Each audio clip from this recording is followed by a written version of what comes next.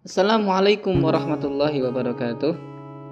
Alhamdulillah, assalatu wassalamu ala rasulillah, amma ba'du, fala hawla wa la quwwata illa billahil aliyyil azim. Jumpa lagi dengan saya Muhammad Fatwani Musyafa di channel saya Musfa Production. Kali ini saya bersama dengan kelompok saya akan menjelaskan dua materi penting yaitu materi tentang mengimani hari akhir dan meyakini qada dan qadar. Di mana materi yang pertama akan dijelaskan oleh Mbak Nur Fitri Rahmawati dengan Mbak Dini Istiani Sababani. Lalu untuk materi yang kedua akan saya jelaskan sendiri. Untuk materi yang pertama, waktu dan tempat kami persilakan.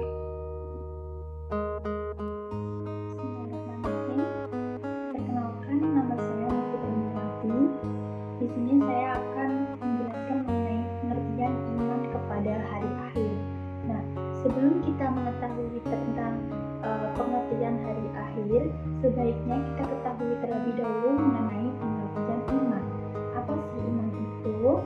Jadi iman itu merupakan sifat meyakini dan juga mempercayai. Dan hari akhir menurut bahasa itu dapat diartikan dalam surat Al-Baqarah ayat 177. Di situ dijelaskan bahwa hari akhir merupakan hari penghabisan, dan di dalam surah Al-Fatihah dijelaskan bahwa hari akhir merupakan hari pembalasan. Menurut istilah, hari akhir merupakan periode di mana hancurnya atau berakhirnya seluruh peradaban makhluk hidup. Hari akhir dibagi menjadi dua, ada hari kiamat sugro dan juga hari kiamat kubro. Hari kiamat sugro itu merupakan kiamat kecil, di mana peristiwa datangnya kematian bagi semua makhluk termasuk manusia yang bersifat lokal dan individu. Pastinya semua makhluk hidup yang bernyawa pasti akan mati, dan tidak ada makhluk hidup yang akan kekal ataupun abadi. Nah, contohnya di dalam kiamat sugro ini yang pertama yaitu kematian seseorang, yang kedua bencana alam. Bencana alam baik berupa banjir, longsor, gempa bumi, dan lain-lain. Yang kedua yaitu kiamat kubro. Apa sih kiamat kubro itu? Kiamat kubro merupakan kiamat besar, di mana berakhirnya seluruh kehidupan makhluk dan hancur leburnya alam semesta secara total dan serentak. Proses terjadinya hari kiamat tersebut dijelaskan dalam surah At-Takwir ayat 1-3. A'udzu billahi minasy syaithanir rajim. Bismillahirrahmanirrahim. Idza syamsu kuwirat wa idzan nujumu kadarat wa idzal jibalu suyirat. Yang artinya, apabila matahari digulung, apabila bintang-bintang berjatuhan, dan apabila gunung-gunung dihancurkan.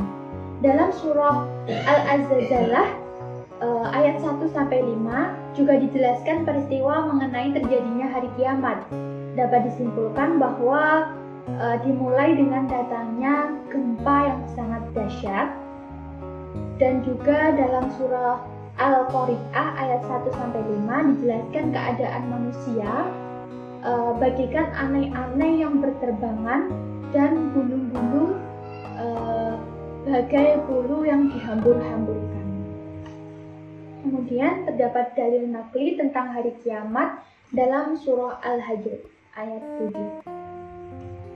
A'udzu billahi minasy syaithanir rajim. Bismillahirrahmanirrahim. Wa anna as-sa'ata atiyatul la raiba fiha wa anna Allaha yab'atsu man fil qubur. Yang artinya, sesungguhnya hari kiamat itu pastilah datang, tidak ada keraguan padanya, dan bahwasanya Allah membangkitkannya semua orang di alam kubur. Nah, kemudian lanjut ke periode hari akhir. Jadi periode hari akhir itu ada banyak. Yang pertama yaitu ada Yaumul Ba'ats. Yaumul Ba'ats merupakan hari kebangkitan. Dan yang kedua ada Yaumul Hajj. Yaumul Hajj di sini merupakan hari berkumpulnya manusia setelah dibangkitkan. Kemudian ada buku catatan, di mana buku catatan ini merupakan buku amal baik dan juga amal jelek manusia ketika di dunia. Dan setiap manusia dalam dunianya pasti memiliki buku catatan atau buku kitab ini yang ditulis oleh malaikat Atid dan juga Raqib. Nah, yang keempat ada hisab dan juga mizan. Yaumul hisab di sini maksudnya yaitu hari di mana Allah memperlihatkan semua amalan di dunia. Yang selanjutnya ada Yaumul Mizan. Yaumul Mizan di sini yaitu timbangan yang adil, baik dari keburukan maupun kebaikan yang dialami selama di dunia. Kemudian yang kelima ada Asyirat. Asyirat itu jembatan yang terlentang di atas neraka dan juga surga. Nah, mudah atau sulitnya ini ditempuh itu tergantung dengan amal yang pernah dilakukan oleh seseorang tersebut. Yang keenam ada Yaumul Jaza. Yaumul Jaza di sini dimaksudkan bahwa hari semua manusia itu menerima balasan masing-masing. Yang amalnya baik menerima di surga, yang amalnya buruk sesuai timbangannya tadi di neraka. Kemudian ada balasan perbuatan baik dengan surga, kemudian balasan perbuatan buruk dengan neraka. Yang selanjutnya ada hakikat mengenai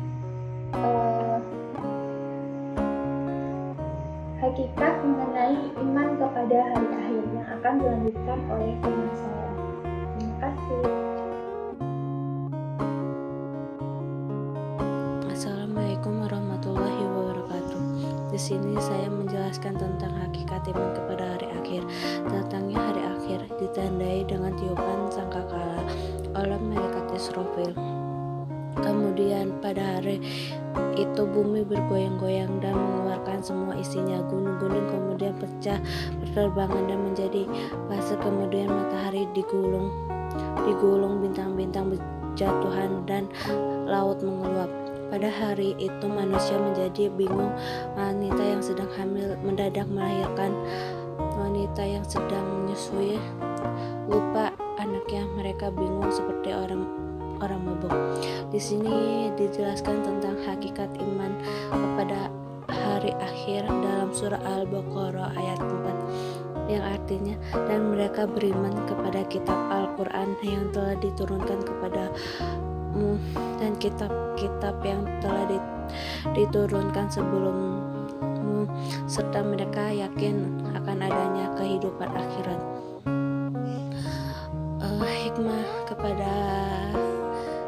Hikmah iman kepada hari akhir ialah semakin beriman dan bertakwa kepada Allah Subhanahu wa taala, muncul rasa takut tidak mampu bertanggungjawabkan, menjauhi kemaksiatan dan perbuatan yang buruk,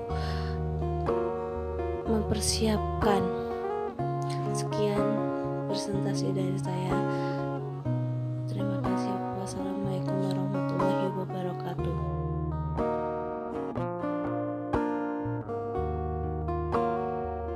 Baik, terima kasih kepada materi sebelumnya yang telah menjelaskan mengenai mengimani hari akhir.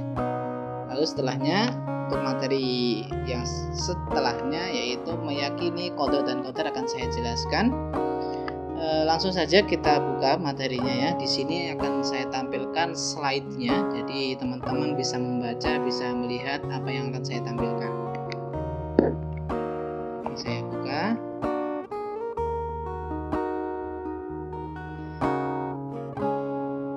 Meyakini qada qadar dan untuk melahirkan semangat bekerja.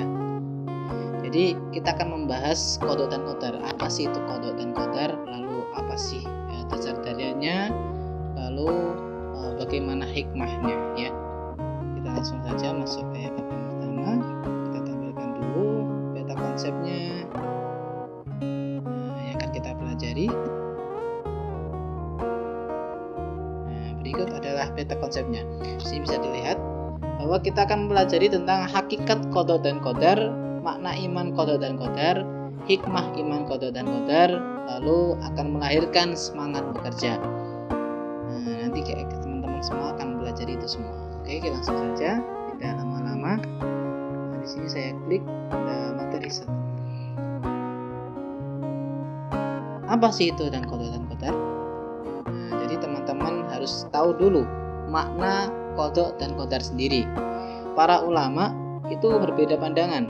Ada yang menyamakan dan ada pula yang membedakan. Untuk ulama yang membedakan, qadar adalah ilmu Allah tentang apa yang akan terjadi pada makhluk di masa mendatang. Jadi qadar ini itu adalah yang tertulis di Lauh Mahfuz yang akan terjadi di masa yang akan mendatang. Lalu untuk qada sendiri adalah segala sesuatu yang Allah wujudkan, yang Allah adakan sesuai dengan kehendaknya. Jadi qadar ini adalah sesuatu yang telah tertulis. Lalu qada ini adalah sesuatu yang Allah kehendaki ada. Seperti itu. Itu menurut ulama yang membedakan. Lalu untuk ulama yang menyamakan sendiri, qada dan qadar merupakan aturan baku yang diberlakukan oleh Allah terhadap alam ini, berupa undang-undang yang bersifat umum, sifatnya untuk seluruh makhluk, seluruh ciptaan Allah, dan hukum-hukum yang bersifat sebab akibat. Itu adalah yang menyamakan. Lalu dasarnya untuk ulama yang menyamakan, dasarnya seperti ini. Bismillahirrahmanirrahim. Allahu ya'lamu ma tahmilu kullu unsa wa ma taghidul arham wa ma tazdad wa kullu syai'in 'indahu bimiqdar. Yang artinya Allah mengetahui apa yang dikandung setiap perempuan dan kandung rahimnya dan kandungan rahim yang kurang sempurna dan yang bertambah, dan segala sesuatu pada sisi ukurannya. Maksudnya seperti apa? Jadi ulama-ulama yang menyamakan itu berpendapat seperti itu, dasarnya ini. Jadi Allah itu sudah mengetahui apa-apa yang dikandung oleh setiap perempuan dan apa-apa yang terjadi pada kandungan tersebut di kemudian hari. Nah, itu Allah sudah mengetahui. Kita langsung masuk yang kedua. Jadi dapat kita simpulkan bahwa qada dan qadar itu segala sesuatu yang dapat kita artikan seperti ini. Qada menurut bahasa yaitu menentukan atau memutuskan. Lalu menurut istilah artinya segala ketentuan Allah sejak zaman azali.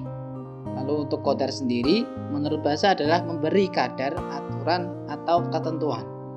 Menurut istilah berarti ketetapan Allah terhadap seluruh makhluk-makhluknya tentang segala sesuatu. Jadi kita sudah paham ya mengenai qada dan qadar sendiri seperti apa, lalu perbedaannya yang secara mencolok seperti apa. Kita langsung saja masuk materi yang kedua. Untuk materi yang kedua sendiri itu mengenai dalil-dalil tentang qada dan qadar, yaitu dari surat Al-Hadid, surat yang ke-57 ayat yang ke-22. Saya bacakan. Bismillahirrahmanirrahim.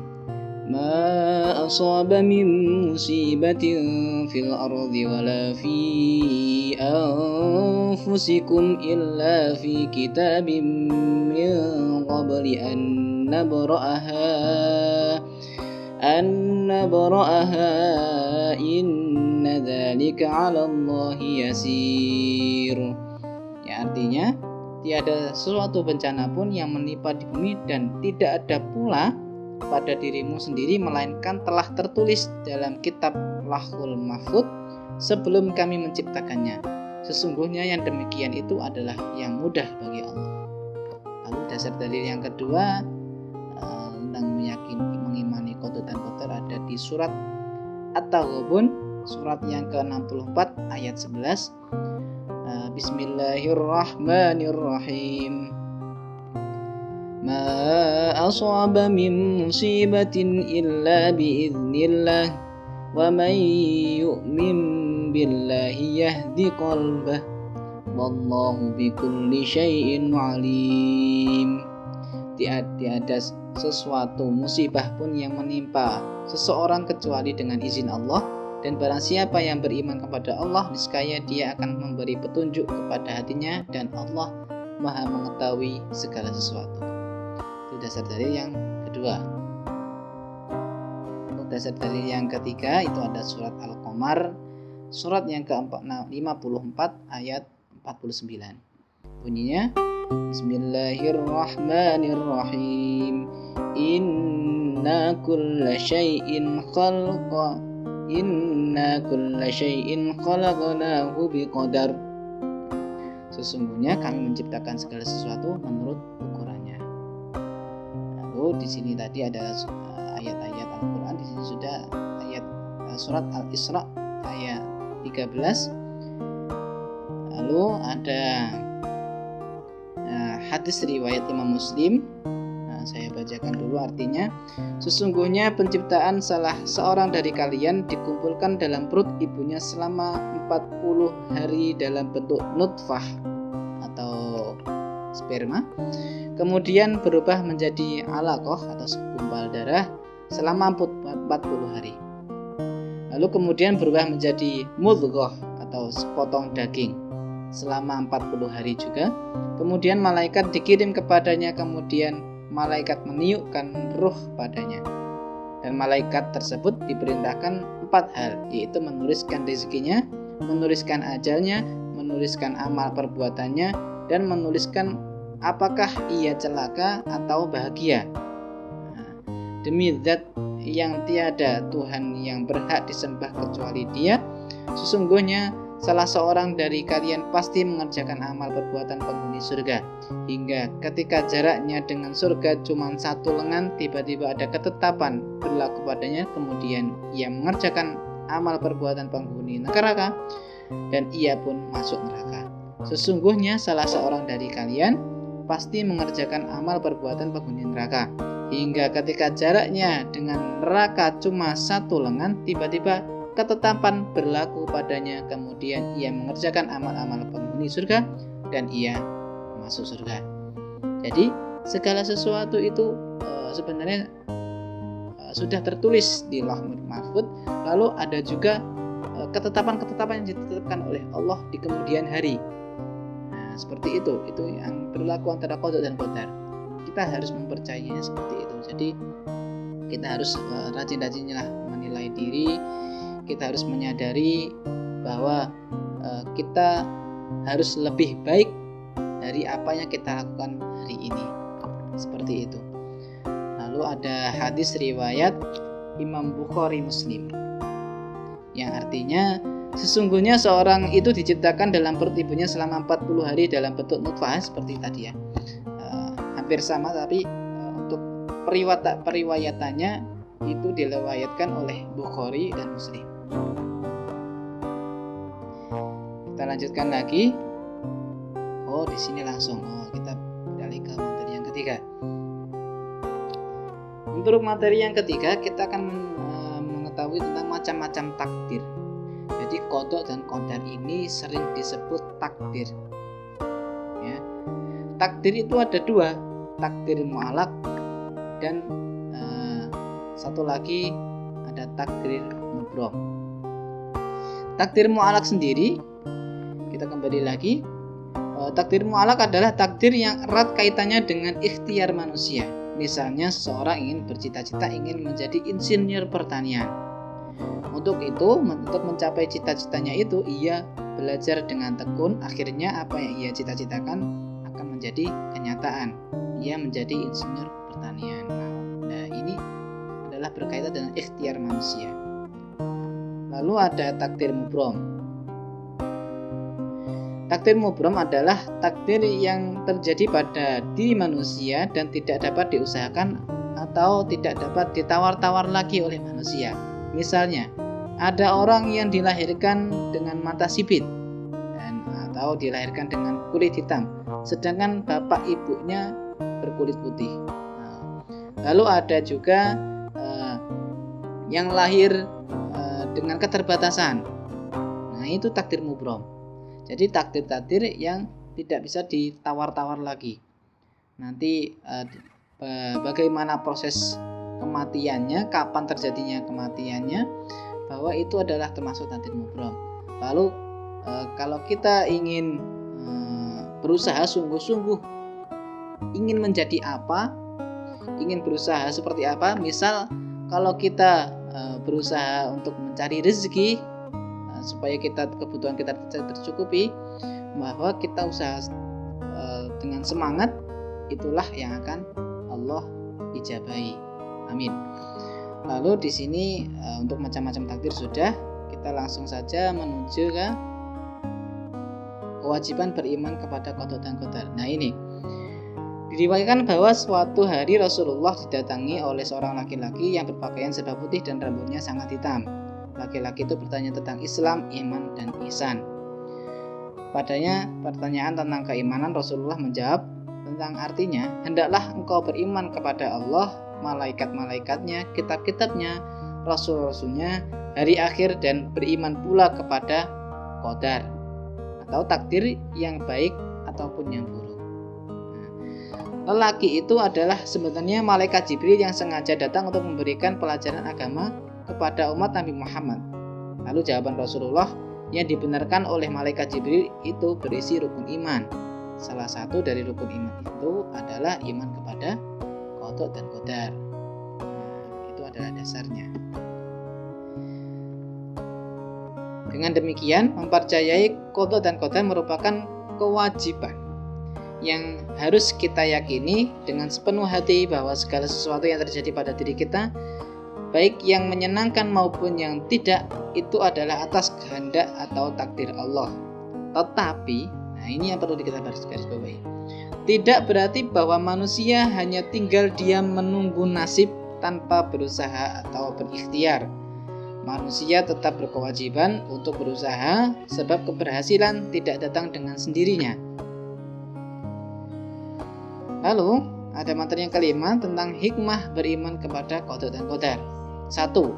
Semakin meyakini bahwa segala sesuatu yang terjadi di alam ini tidak lepas dari sunatullah. Yang kedua, ada semakin termotivasi untuk senantiasa berikhtiar atau berusaha lebih giat lagi dalam mengejar cita-cita. Lalu yang ketiga, meningkatkan keyakinan akan pentingnya peran doa bagi keberhasilan sebuah usaha. Lalu yang keempat, meningkatkan optimisme dalam menatap masa depan dengan ikhtiar yang sungguh-sungguh. Lalu yang kelima, meningkatkan kekebalan jiwa dalam menghadapi segala rintangan dalam usaha sehingga tidak terputus asa ketika mengalami kegagalan.